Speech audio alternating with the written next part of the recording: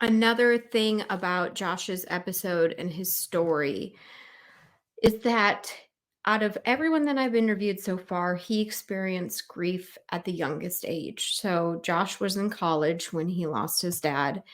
And there are so many points in the podcast where he talks about how he grew up in an instant, how like one phone call changed everything. He went from this happy, outgoing life of the party, not a care in the world college boy about to get engaged, to he got this phone call from his mother and everything changed for him. And I this just stuck with me. And I was thinking like, and I even said it in the episode. I said, I got to have my college years, so I don't know what that's like, but I can reflect now with small young children, how much this everything has changed and how I'm a different person.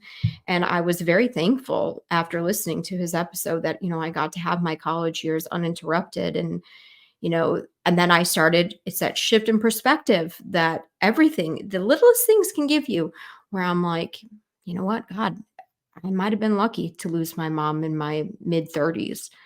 And just you kind of recount in your mind, like you cannot take anything for granted.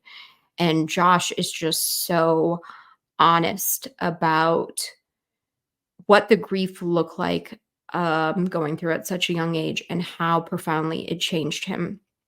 And so in Josh's story, he's about to kind of graduate college. He's engaged to be married. He quickly has children. And it's like he had to do that while going through this grief. And part of what he recounts is that there are periods of time that he does not even remember. And I didn't have the same experience, but I could so see why. And I bet a lot of people could connect with this. I think that there is absolutely a mental chemical component. And, you hear of this like in stories of war where people just like block it out. And that's just a function to keep the train moving. And we've all had some sort of PTSD, triggers, dreams, memories, behaviors, just the craziest things. So, one of the things that Josh recounts is that to this day, every time he gets a phone call from his mom, because his mom was the one that called him, and it wasn't a typical day or a time that she would call, she was calling to let him know that, his dad had passed away. Every time she calls and he sees that name on the caller ID, it's like this little twinge of like a reopened wound. And he still thinks about it. All this time has passed, but he still thinks about it. And I know what it's like. The phone was the delivery of all of my worst nightmares. Like I am so thankful now that I put my phone on do not disturb at night, so I don't have to like worry if a scary phone call is gonna like come through. And it's just something that I've kind of retrained my brain to say like, you may get bad news one day, or you never know what's around the corner, but it's okay. You don't have to associate the phone with like these really hard triggers and everything like that. And I just think that Josh so bravely recounts all these kind of like hard components of grief and gets into the nitty gritty that a lot of people don't. And I really appreciated in his episode.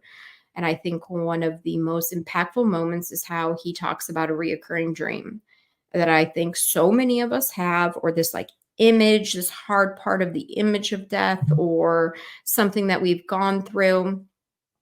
And he talks about this dream that he keeps having where he can see his dad and his dad pulls up a gun to his head and Josh is there, but he's just out of reach to do something about it.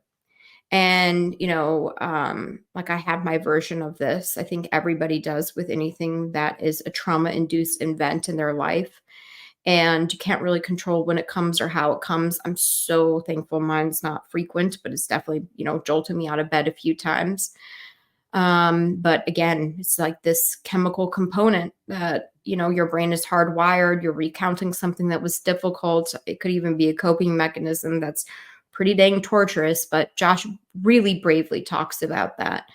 And it is just such an incredible episode.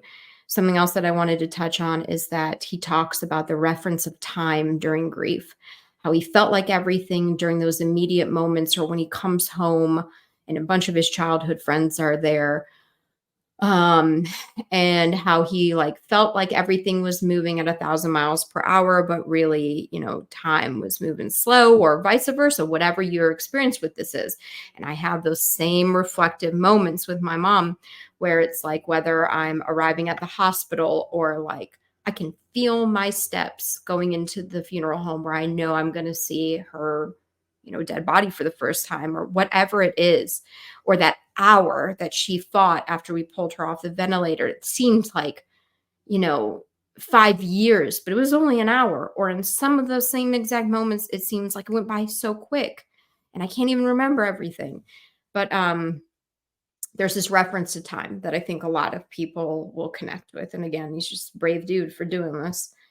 One of the things that was an opposite reflection for me is how Josh recounts that this experience that he had with his dad hardened him. So before, he was like life of the party college boy, not a care in the world, newly engaged. And then he said, like, with one phone call, with one moment, his entire life changed and he lost his young adult life.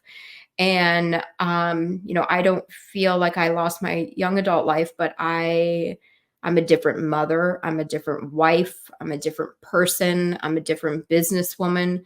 And it changes you. And I think he was so brave to talk about this. So anybody can benefit from this episode. Again, Josh, like, thank you. Words will never do or express how thankful I am for you to have shared that story and that pain. And I have gotten so many messages. I've tried to send you screenshots of most of them, of people that have listened to your episode, the comments that have come out with it, the private text messages, the private Facebook messages that have come from your episode.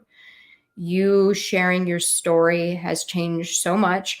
We're planning on doing a second episode with Josh, because I feel, and he feels it too, like we just skimmed the surface.